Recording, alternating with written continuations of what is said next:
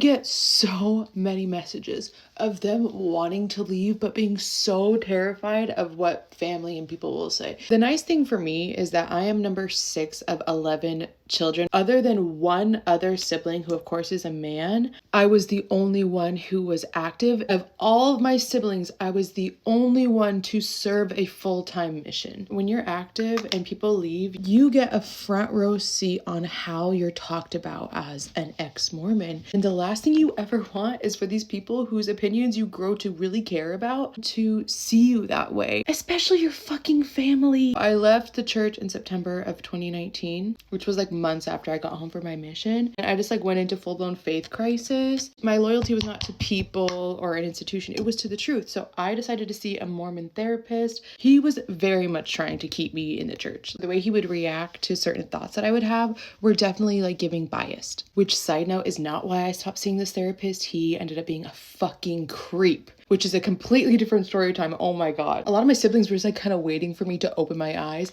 The only person that I was really scared to tell was my mom. The one good thing this therapist did was help me to phrase how I wanted to tell my mom, because I was just so scared of being written off as like crazy or like losing that relationship with her. I prepared in session, okay, I'm going to tell my mom like I'm done with the church. And of course that my therapist was like, are you sure? I'm like, yes, okay. He helped me phrase it. And immediately after that therapy session, I called her on the phone and I had a script ready. I was like, Mom, I have something I need to talk to you about, like a decision that I made. I'm really nervous to talk to you about this because I'm so afraid that like this is going to change our relationship, but I'm telling you this because the last thing I want is for us to have a dishonest relationship. This is not up for discussion.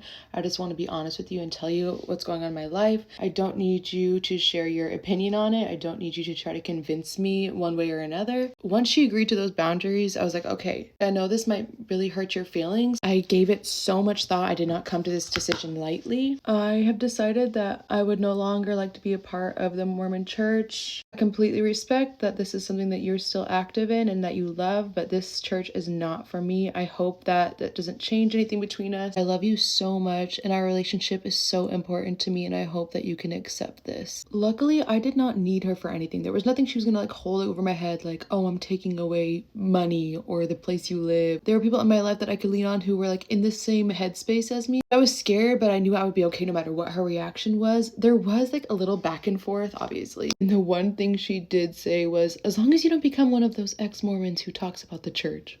My decision to leave the church was the greatest, my most proudest decision I've ever made in my life. Get into this beat.